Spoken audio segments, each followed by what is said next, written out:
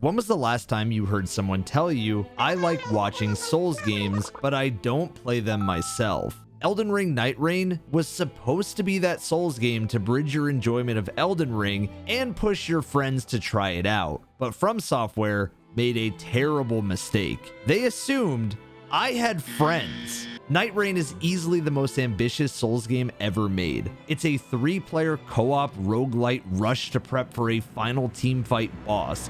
That's also a complete asset flip of Elden Ring for a very specific type of Souls player from a studio that has never made a roguelike before, with a complete new team at Fromsoft creating it. Elden Ring Night Reign is also the least ambitious Souls game ever made for those very same reasons, and it plays everything so safe that it stays within just Elden Ring, leaving fans to call it one big mod. Another reason for it not feeling as ambitious is because, like so many other games in 2025, it combines genres that the developer has never done before. It's collecting the roguelite, battle royale, co-op action adventure, story game, those sorts of tags, like it's the Infinity Stones in a corporate Thanos gauntlet. How many games have you seen that are just a bunch of tags slapped together? This has led to the community becoming so divided that this game now sits at mixed reviews on Steam at the time of this video.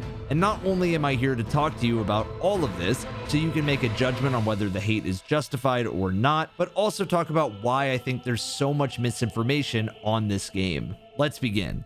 At this point in the Big 25, games are reviewed based on perception. Perception being that if your game looks cool, has a bunch of players playing it, and those damn Steam charts are out there, I'll probably buy it, or I'll at least consider it being a good game. And if it doesn't have a certain amount of criteria of people playing based on the genre that it's in, there is just so many options out there that I don't really care to buy it. This perception is thrown out the window for a game like Night Reign, because right now, there's a lot of people playing this game, and even Steam charts have this to back it up. Yet, you'll find a ton of people saying it's not what they thought it was going to be. It's a game that just feels really odd, and it doesn't feel like something Fromsoft would make. This is backed up by reviews and posts like, it's not bad, but this should have been like a $10 DLC. It feels like a community mod. With posts like thoughts on Night Reign and comments saying it's very fun to play with friends and way more challenging than I thought it would be, but I can see how much it'd suck to play with random people online with no solid forms of communication. It's just way more fun to play when you and your team can speak to each other and plan things. And another review that says, Night Reign is a mediocre experience that I can only recommend to groups of friends who are hardcore Elden Ring fans looking for something to play together. While these reviews may seem harsh to some and justified to others, they're important to really show the space of what's going on in Elden Ring Night Reign. Others were more focused on more positive things about it, like why the hell the Nameless King was in Elden Ring, and they were just really excited for another Fromsoft game of any kind, knowing the studio's reputation from the past. Reviews like Elden Ring Night Reign does its best to let players have fun, get stronger, and take down big and bad bosses together. I can't speak for the greater FromSoft fan base, but after these shared triumphs, I have a hard time going back to doing it alone. And another review on Steam that says, if the idea of Risk of Rain, but it's Elden Ring, strikes you as an absolutely deranged concept for a FromSoft spin-off title, then you'd be right, because it absolutely is, but honestly, it works, and it works really, really well. Also, I know this is random to slide in here, but I just got told that GamerSupps is now internationally open in the EU, UK, and the AU, so there's no international shipping fees. You guys can use code EVAN at checkout and get a fat discount on some new and exclusives to your region, along with anything else you're interested in picking up. I know this is random, but I didn't know where else to put this, and I wanted my community to know. These reviews and these mixed receptions have led to so many just curious rather than upset about Elden Ring Night Reign's launch. And I'll be the first to admit that if a studio is being known for being greedy or making bad games, then I'll be way more excited to talk about the negatives rather than the positives. However, in Night Reign's case, the opposite is true. When it comes to studios like Fromsoft, studios that make great games without bad business practices, they'll always get a little bit of extra wiggle room from myself and the overall community. With Night Reign's launch, however, it feels like a bridge between these two groups of people. On one hand, you have players really angry at the game's lack of new features for a $40 price tag, while also talking about it being a mod, and the fact that for myself and many others who played the seamless co-op mod of base Elden Ring, it feels eerily similar to that experience. While on the other hand, a $40 price tag doesn't sound so bad now that games are $80. And Night Reign can be a really fun time if you play it the way that I believe the developers intended for it to be played. See, right there, that is the number one complaint I've seen since the release. It's not the price tag, it's not the DLC feel, it's the fact that Night Reign is a great game if you experience it in a specific way, while Elden Ring base game and its DLC was a great experience if you played it in any way that you wanted. What I mean by that is that this version of Elden Ring is at its best when you're following a path with two other friends in a voice channel with a route that you get comfortable with and a team composition that works for the boss that you're hunting. It puts your builds and your choice of play in a box, and it doesn't encourage you stray too far away from the path that worked before. When I played Elden Ring's base game, every build could work on every boss, and although some were a bit more annoying, I never felt like I had to follow a set path to progress. The community's number one complaint has everything to do with that. It's the lack of solo play or duo play. And it's not just because the game isn't fully solo intended, it's actually because the game doesn't offer any way to communicate and play with randoms. There's no voice chat in the game. There's no communication wheel or even messages to put on the ground like there was in base Elden Ring. It's even hard to find your emotes in the game. There's no way to even strategize a game plan. All you have is a pin on the map that you can just run over to as a team,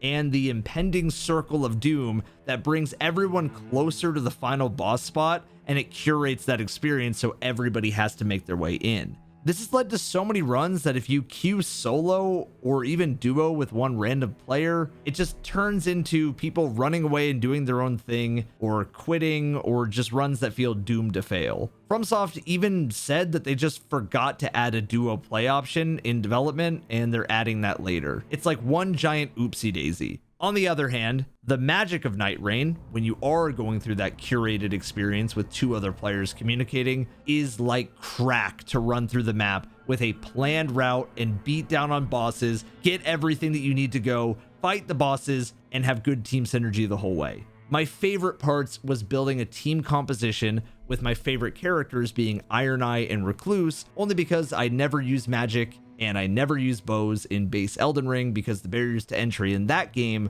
are very, very different to the point that they're just not very fun. They're not very fast characters to me, but in Night Reign, these characters really stood out. My team always ran to the churches, then to smaller bosses to grab affinitied weapons curated for the boss that we would fight. Then we would go on to a really fun terrain challenge after the Night 1 boss just to prep for our final fight. Elden Ring Night Reign can be summed up as one giant speedrun and randomizer when it's at its best. And it's definitely a different experience than Elden Ring for those reasons, even though seamless co-op does kind of hit on those same bells. With that being said, I get that it's not trying to be the same game as Elden Ring's base game. It's a spin-off and it's trying some new things, but Night Reign didn't really commit to being different enough either. Another complaint I often saw that I actually agreed with was that the upgrades were really playing it safe and were obvious choices. Do I really want a random element at my feet that looks cool as an upgrade? Yeah.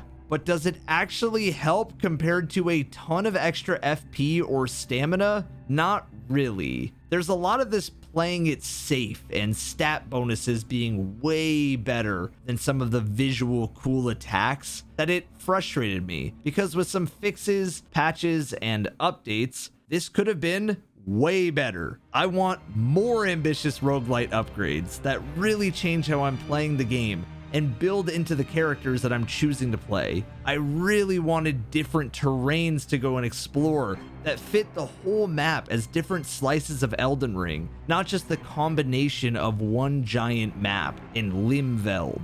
Think of a world where each time you load up, you don't know what terrain you're being thrown into. It could be a giant version of Leyendell from base Elden Ring. It could be a giant version of Caelid, the sewers of Leyendell, the mountains of the giants, Volcano Manor, the Haligtree, the underground, the list goes on. Instead of just small features that we get in Limveld, there could have been whole maps based around the ideas present in those locations, and they could have all worked really well. I also wanted new weapons because, yes, we have a lot of features from Elden Ring, and I know that this is definitely meant here to play it safe in this way, but think of all the options that were in Souls games even outside of Elden Ring. I mean, some of the bosses are here even. How cool would it have been to use a weapon from Dark Souls 2, Dark Souls 1? I mean, I know we're not getting Bloodborne anytime soon, but hey, maybe something new there. This is all to say that at a base level, Elden Ring Night Reign works really well. It's a really fun time if you play it in that curated way, but it's missing that overwhelming feeling of enjoyment that the other game it shares a name with had. There is some great ideas to this here, and for a first attempt, I have to give the game its flowers. The characters are all great in their own way, even if some, to me, are more preferred than others. Like I said before, Recluse and Iron Eye are the best characters for me since they're so different than how I played base Elden Ring. But so was Revenant, who summons spirits to play as an extra player for your experience. There's so much to love about the characters that From even added their own character quests, with fully fleshed out lore stories and objectives in the world for you to complete. Again, these are fantastic, with a hub at the Round Table Hold that is more realized than base Elden Ring. And I'm not sure if I could go back to base Elden Ring with how fast I fight bosses in this game with my friends. It's addicting to hop on and just complete runs, even without any rewards, because at a base level, Elden Ring's gameplay is very fun. I just can't help but feeling like I wanted more realized. Bigger quests, more invasions, more moments that make me go, damn, I gotta get on Nightreign. This is a game that has one DLC coming in the future. And to be honest, I'm a little worried that one DLC is not enough to get it to that epic masterpiece level that we're known from Software. I envision a world where there is a ton of weapons added, extra characters, more terrains, and more final bosses. Because even though I've been seeing a lot of praise on these final bosses, I personally feel like they look way more intimidating than they actually fight. A lot of the earlier bosses feel just kind of weird. Maybe I'm used to playing solo and not with a full team, so I'm not used to the bosses jumping around to different people so often, so I'll hold back on my criticism until I beat every single boss. Either way, I want this game to just have more. And at a base level, I think that's a great place to be for a new team at Fromsoft. This game will only improve with time, and for a first shot at it, Fromsoft deserves some praise for trying something new. And knowing it was a smaller scale game, this does fill me with excitement. But this is where I want to talk about a lot of the misinformation out there on the game, because if you saw Elden Ring on the cover and thought this was a DLC or a sequel, you'd be wrong. In an interview with The Guardian, Hidetaka Miyazaki, the absolute GOAT game director, who at this point, everyone who has touched a From Software game probably knows the name of, had this to say regarding Night Reign. Quote, budgets, scale, scope, everything has to grow to a point where room for failure isn't tolerated as much as I think it was in the past. From Software has its own way of hedging risks, so to speak, in that most of our projects have a partner who is financing the project. From a business management perspective, we're not belting everything on any one single project. At the same time, you have to find the right project to allow for failure. Whether it's smaller in scope or scale, or it's a small module within something bigger, there needs to be room for that. I think that's where a lot of young game directors will be challenged and will be able to learn from it. Making sure you understand and identify where those pockets of failure can be allowed is how we try to grow our talent. At the end of the day, this was a younger team at From Software's first game. And for a first shot at a game from a studio that failure isn't as tolerated, the pressure must have been so incredibly high. Like I said before, I find myself more willing to give slack to studios who have made great names for themselves in the past. There's more wiggle room from me, and this is extended to Night Reign itself. The community is rightfully split on this one though, and I don't see that changing until more has been added, more has been tweaked, more has been fixed, and more has been patched. Even though this isn't a live service game, there is so many live service elements about its approach that we just have to wait and see how it plays out. Will we have to wait 6 months for an update on this game? Or will there be so many patches and additions week after week that it basically is live service? For now, I don't think a 77 on Metacritic is an unfair rating, and I don't think, however you feel, good or bad, that it's unjustified. I think you are completely valid in whatever opinion you have on this game. But the fact is that this game is exactly what it said it was going to be. It never lied to its audience, it never overpromised, it never overdelivered. It just delivered. And I think Fromsoft fans have been so used to Souls games over-delivering in the past that just delivering feels like under-delivering. But what do you think? Is the community justified in being split? Should everybody be happier about this game, or should people be more angry about it? With that being said, thank you for watching this video. Feel free to also join my Discord, since that's where we have really mature conversations about topics like this one, without some YouTube bot being weird in the comments. Thanks to everyone for watching, and until next time, I'll see you guys then.